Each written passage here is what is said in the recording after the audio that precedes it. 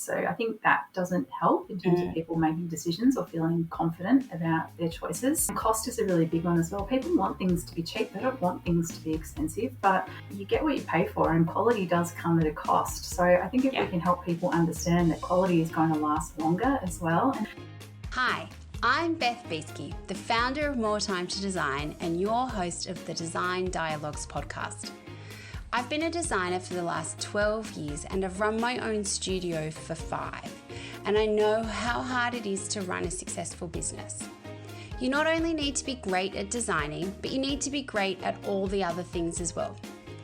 I created More Time to Design, a software platform to help designers run efficient studios, and I've created the Design Dialogue podcast to help us all learn together.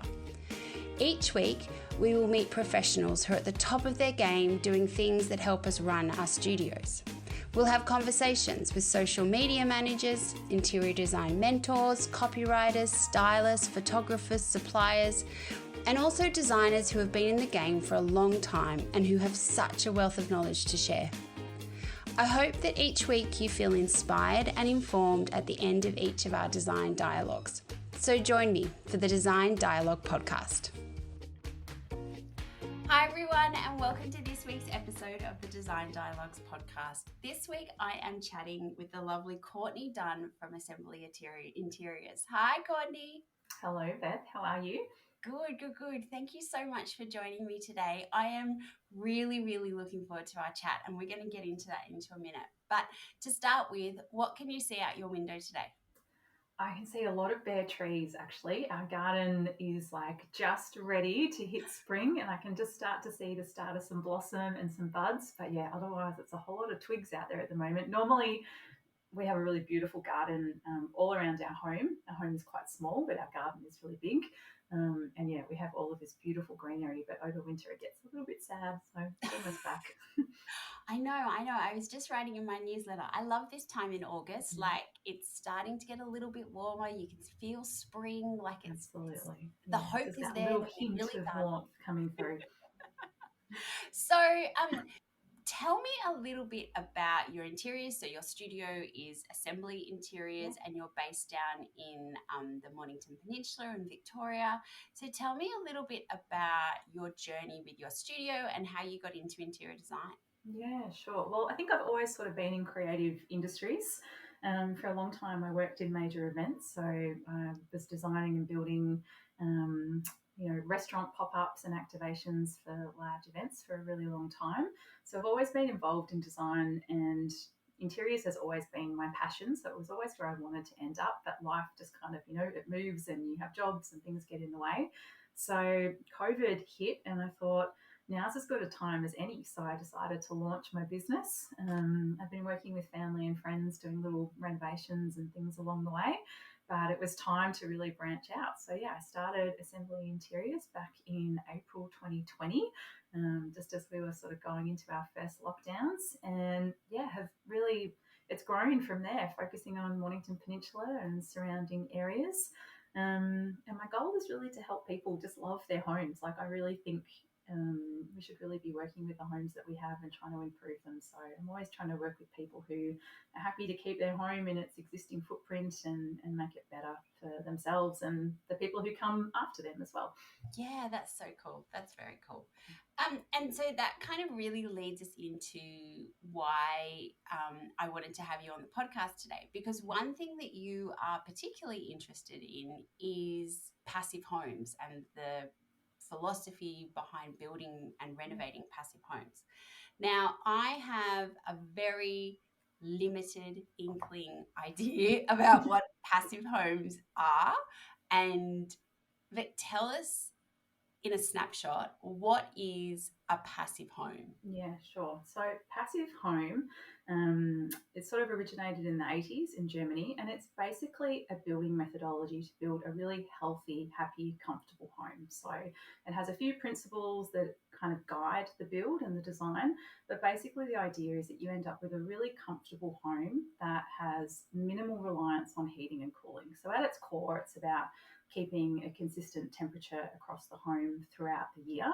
so we don't see these really huge, peaks and spikes like we have in most houses. Like I'm pretty sure most of us across Melbourne, our homes feel pretty cold at the moment and we're ready for some sunshine. So a passive house is really about temperature control, and then it has some other elements that flow into it as well to make sure that you end up with a home that has consistent temperature, has no mold, low humidity, really fantastic for people with really severe allergies, asthma, those sorts of things, and even noise pollution as well. It cuts down on noise pollution. So if you live in a really heavy trafficked area, it's just all about the comfort and enjoyment of your home. So that's, I suppose, as basic as I can break it down. Yeah. Yeah. And what made you, because I find it fascinating. I really do. Yeah. Like it kind of, in a way, like that high level stuff, you go, well, that's what you'd want all your homes to feel like. Absolutely. Like, why aren't we doing this all the time? Like, it just seems like a very sensible way to build a home. Yeah. What sparked your interest in it? I think there's probably two things. And it comes back to the home that I live in. So we bought our home 7 years ago. And when we bought it, like I was saying before, we've got this beautiful garden around the home. And when you're inside our house, we have really great light. Like it's got a really good energy. And when we moved in, I have to admit, I sound really naive when I say this, but I didn't buy the house because of its orientation. And now I tell everyone, if you're buying a house, you have to look at the orientation of the home. I knew nothing about it. So we would have people come over and every person would say, wow, your house has got really beautiful light. Like it feels really lovely in here.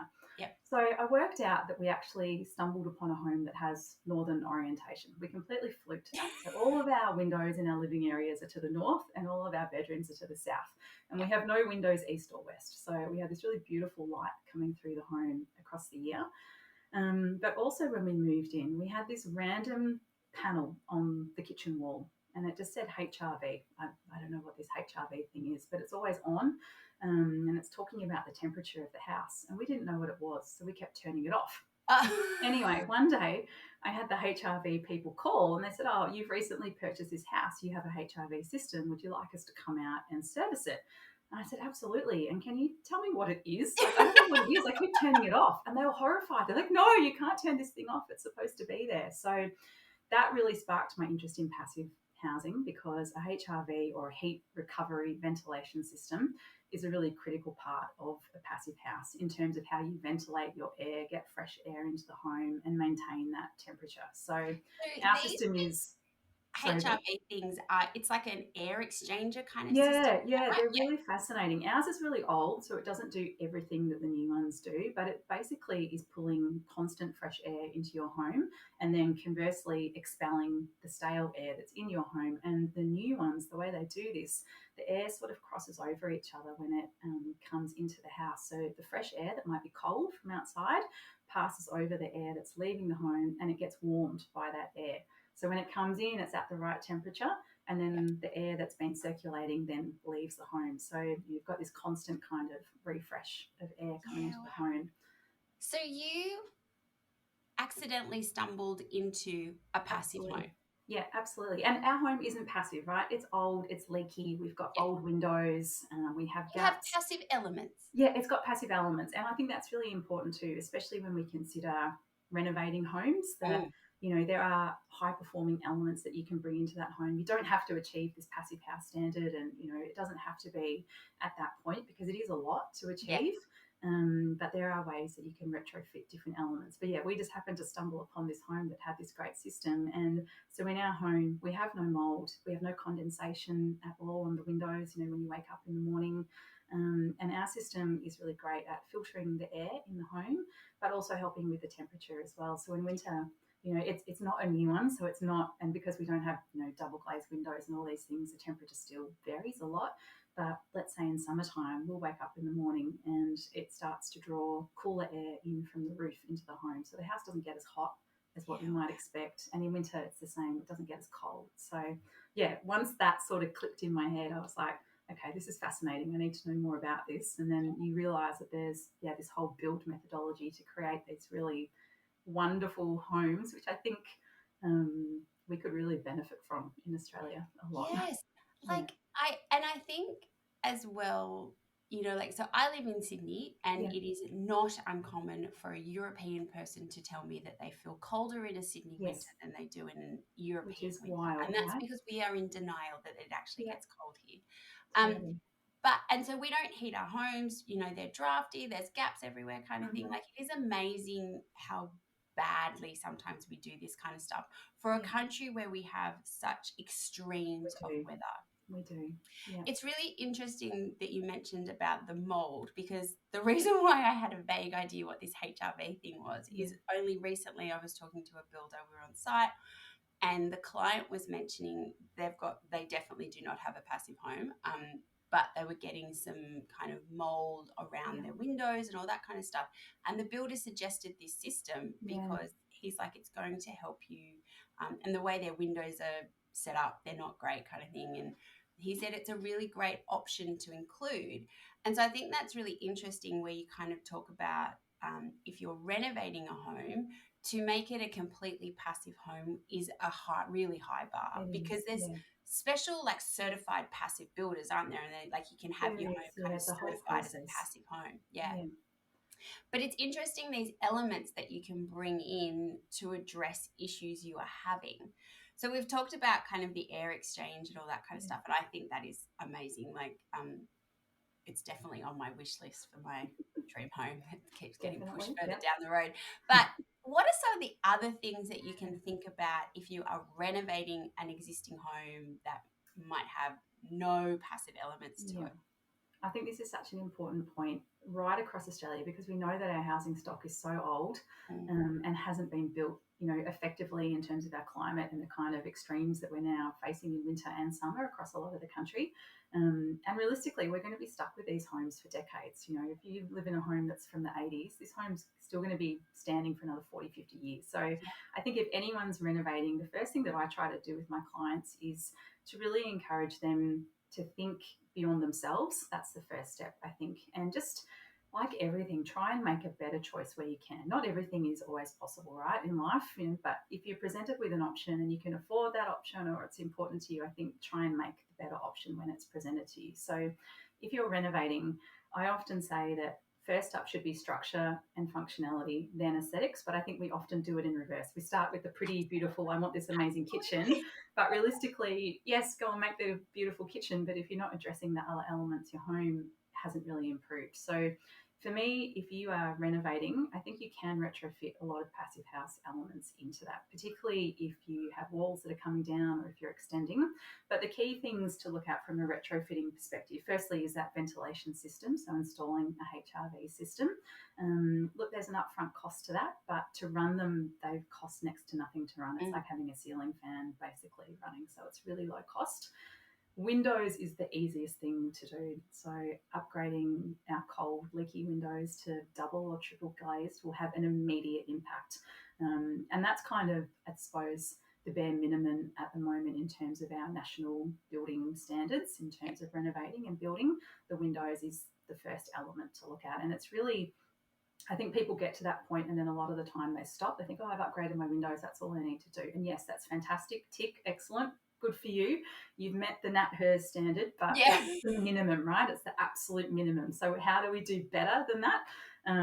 We look at things like insulation. So where you can upgrade your insulation, walls can be tricky because everything is covered. But if you can insulate your ceiling again and upgrade the insulation there, that's going to have an impact. Conversely, if you can do that in your floors as well or under your floors, if you're not on a slab, you can do that too. Then I suppose retrofitting, it does start to get a little bit trickier because it is about the building structure. So Mm. you might look at firstly where your windows are located.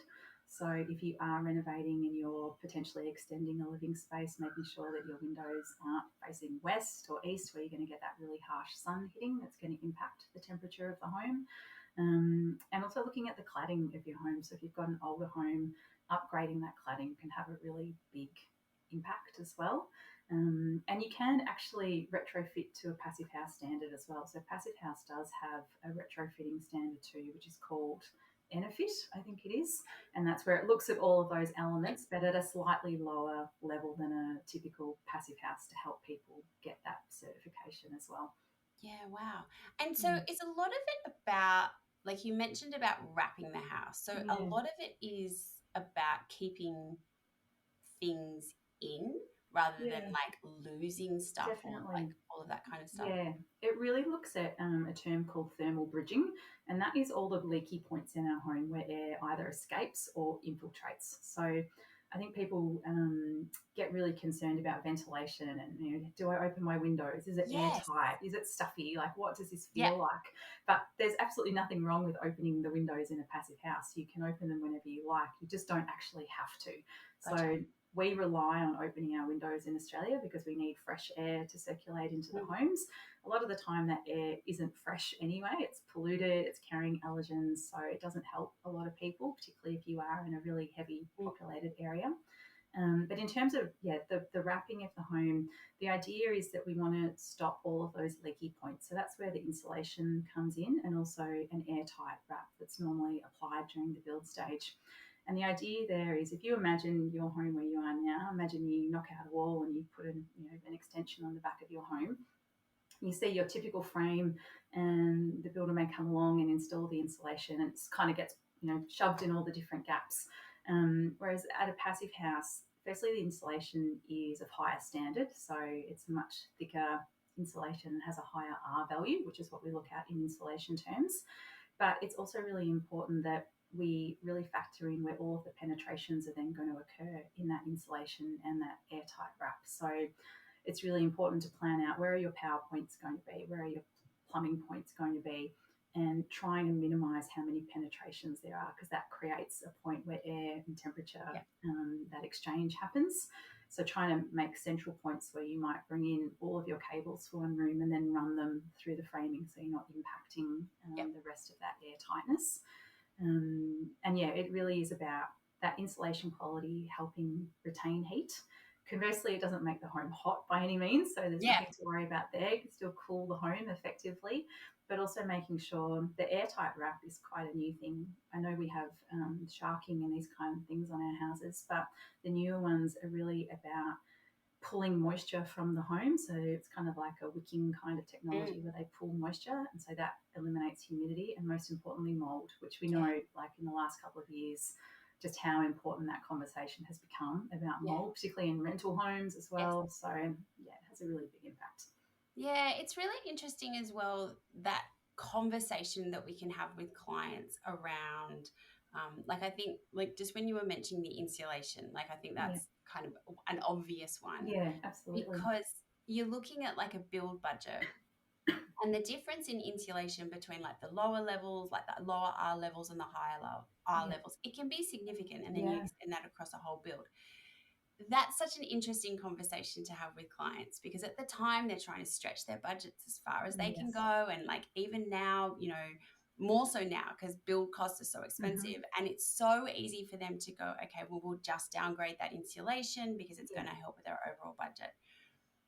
And I think for some clients who are maybe, as you said, their priorities are around achieving this passive kind of style of yeah, home, that's an easy conversation for them. yes, But I can imagine for a lot of clients, that is not an easy discussion. They're kind of like in the moment, and they're kind of like, why do I need to spend so much money on these yeah, things that I'm not going to see? And that perceived benefit might not be there at the time. yeah, How do you help your clients understand why it's important to yeah. kind of, spend the money up front on that higher level insulation, or, going for the double glazed windows, or because there are quite big price 100%. parts to those decisions. Yeah, it has an impact for sure. And I think sometimes as interior designers as well, it is difficult to actually influence those areas because Mm. it is around the structure of the home, and we're not always dealing with the structure Yeah. of the home. We're coming in perhaps after that point, or perhaps after plans are done. So for me, the first thing when I meet with a client is I try and encourage them to work with people who are like-minded. So we try and work with building designers and builders who have a similar approach and who share those values, because I think if you've got the right team around you and you can impart that knowledge and value, it makes it a lot easier. Um, I have actually taken clients to passive houses so they can actually see them as well. Now, I haven't built a passive house yet. I haven't been involved in one, so I need to be upfront about that. But I really I'm manifesting one. That's my Yeah. next thing that I want to do. I really want to tick that off the list. But I have taken clients to passive houses so they can see the difference in terms of temperature, noise. They can go and look at the HRV system and understand how it works and talk to the owners around how those homes feel and the impact that it's had on their lives. But I think the first thing is, as designers, we should always be educating people, whether it's about the materiality of the home and trying to choose ethical and sustainable materials, because that's a separate side point. It's not included in passive housing, but it's equally as important as to where your products and materials are coming from. I think that's all it comes down to. It's just educating and hopefully getting people to understand the benefit of those things. And as designers, we should then, if we're prioritizing those aspects, we should have in our back pockets ways to still get a beautiful home, even though some of that budget has been moved into other areas. So for me, it's a no-brainer. If I could get a client say, actually, I'm going to upgrade my windows and my insulation, and that means, my design budget's dropped by $50,000. I'm more than happy to spec a lower cost kitchen. It'll still be beautiful, but there are ways, we've got to be creative about how we can still work to that budget. So, yeah, I think it's really just down to trying to educate people, trying to, have some influence, which isn't always possible, but I always make it a priority. Like when I first meet a client, it's like, where are your windows, right? Which way are you facing? The more that we can understand those smaller elements, even around things like window treatments, how are you, what blinds are you specifying as an interior designer? All of those small choices add up. Yeah. It's cumulative, I suppose. So two things have come from that, which I would love to get your take on. So the first is around so it comes up all the time that having a niche is really important to having, like, you can't be everything to everyone. So having a niche is a really important way to set up a successful business. So how have you gone about conveying to people that you are a passive design interior designer? Because a lot of people would most probably think that sits at the architect side or the builder side. I think I probably, like, if you looked at my website, I probably don't, shout about the specific passive house term, but I think it's probably woven into my approach across the board. So it probably comes across in the materials that I'm choosing for people, the look and feel. I talk a lot on social media about not extending homes and not knocking down homes. I'm very passionate about that. And I get really stuck into very bad floor plans that I see. So I kind of get on my high horse a little bit about that. So I just like to think that if someone is if they're looking for an interior designer and they come across my website, I do hope that through the messaging that I have there, that it's apparent that those values are really important to me. And there are some non-negotiables when you work with me, that there are certain things I'm not going to do or I'm not going to specify. And I'm always really upfront about that. You talk about things like engineered stone. So, well, I'm not going there. We've got better options. And I always just present that. There's a better option that can fit in your budget. And I think that's the key thing. If someone hears that they can get something better that still fits in their budget, then sign me up. Yeah, and that's a really big scary thing, because people approach interior designers, they don't know how much things cost. They're really nervous. They're worried that they're going to have to spend a fortune, but it should be the opposite. Like, we can help save money, and I think people are very driven by money. It's a really big part of a project. So lead with money, and you can make it work, I think. Yeah, and I think that's really interesting that you talked about the values. So if like getting into kind of the nitty gritty of the business side of here now, like if you put all over your website passive home interior designer, there's so many people who wouldn't even know what that is. Like it's not, I think it's something that's gaining traction in Australia, but it really isn't a mainstream term yet.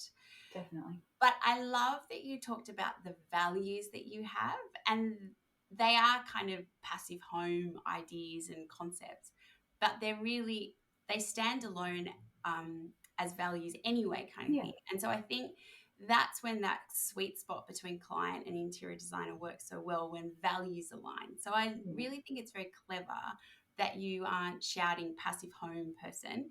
It's more just, this is how I work. And I also think something that is really important that I suppose maybe new interior designers will be helpful to hear is about how our role as interior designers is to not give the client everything they want. It's actually to Yes. help them to make better decisions.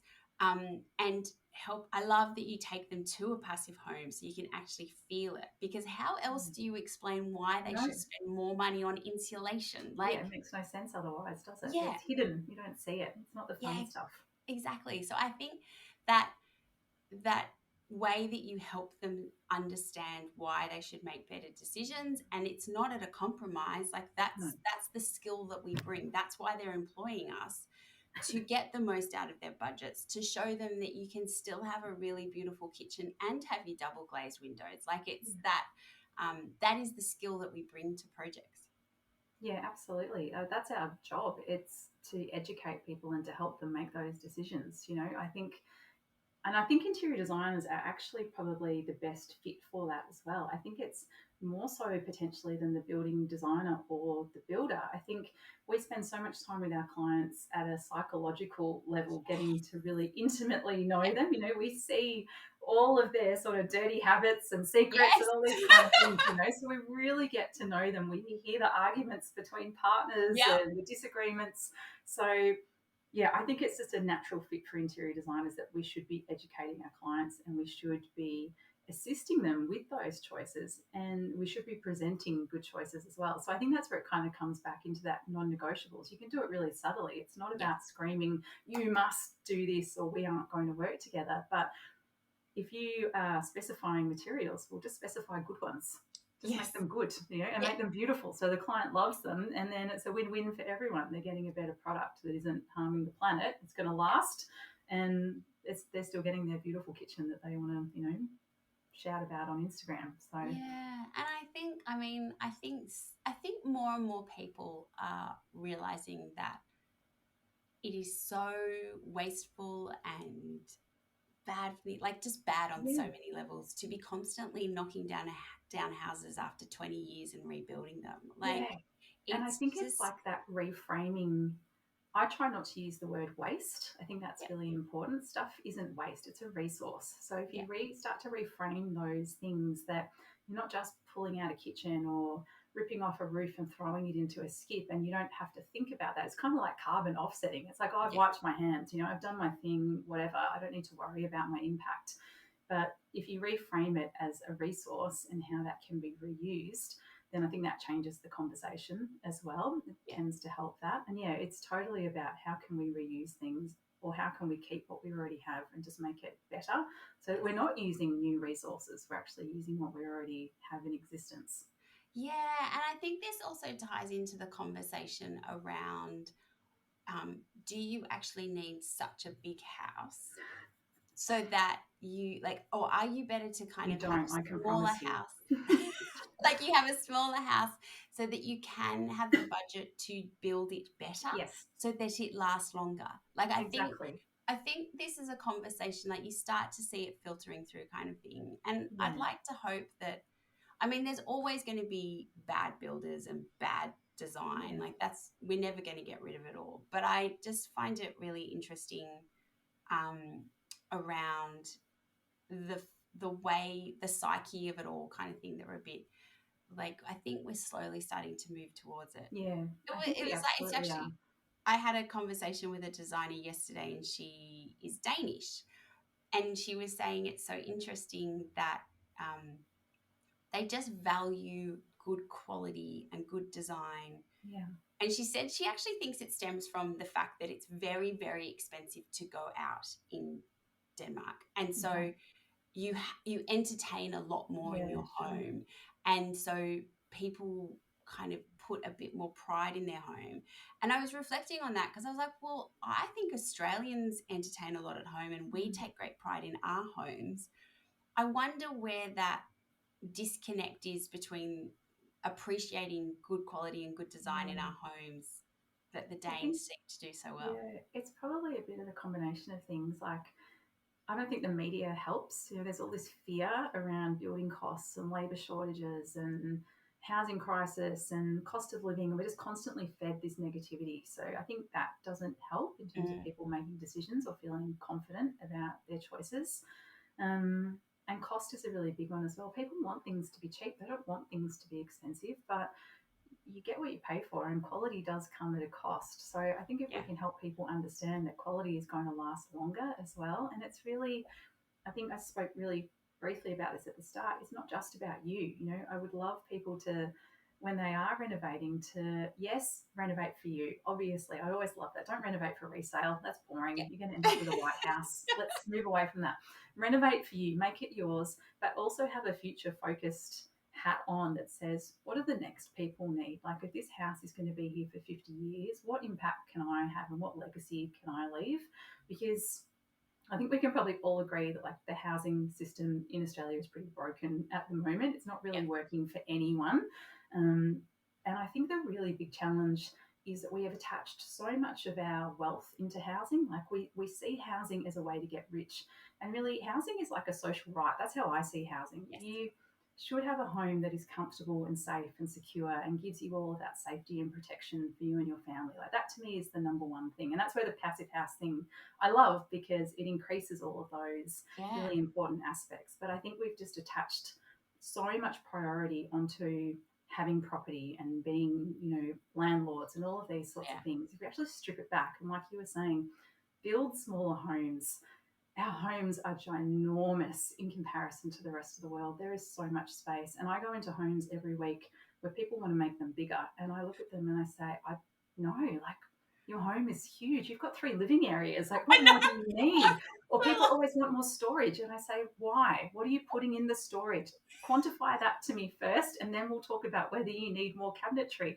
A lot of the time we're just storing junk. I had a client recently call me a velvet sledgehammer, which I really loved. It's like, we're going to come in and we're going to be really lovely, but there's going to be a few home truths around what I love you that. need. I love that. Courtney, velvet sledgehammer. Love it. Absolutely. But as an example, I live in a home that's 100 square meters, right? Yeah. Most people would consider that tiny, and it is. It's small. There are days where I find it complicated as well. Yeah.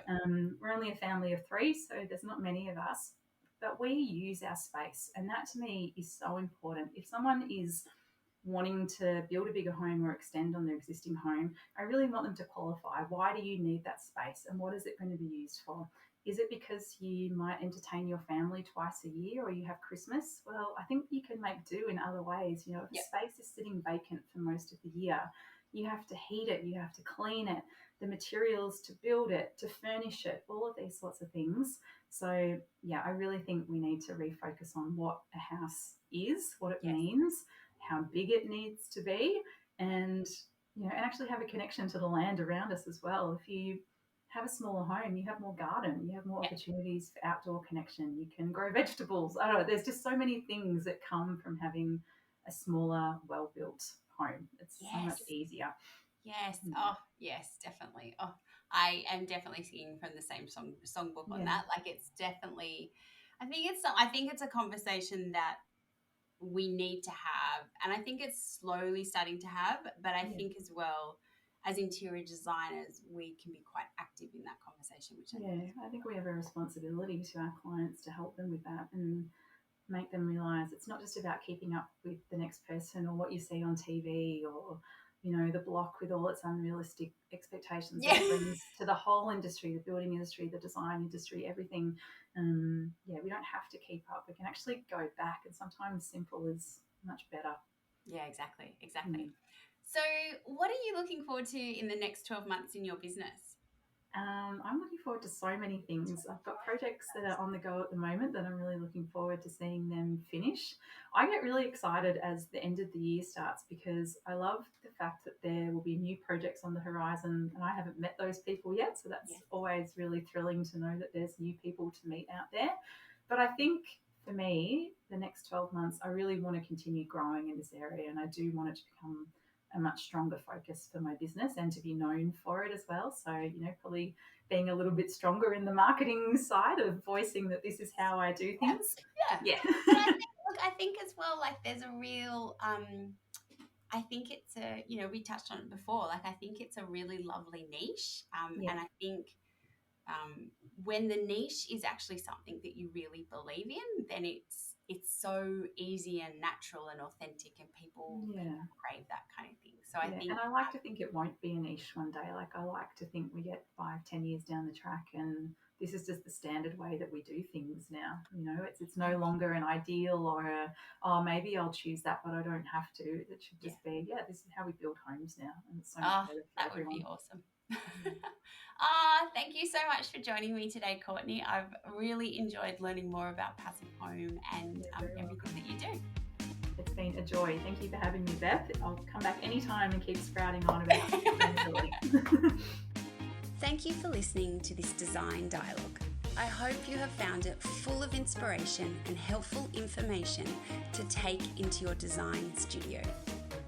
If you like the podcast and want to hear more, consider sharing it or writing a review, as it helps us reach more people, and follow us wherever you get your podcasts. If you would like to unlock the power of effortless studio management and elevate your design business to new heights, please follow the links in our show notes to see how more time to design can help you build a better business. Have a great week, and I will see you for our next Design Dialogue.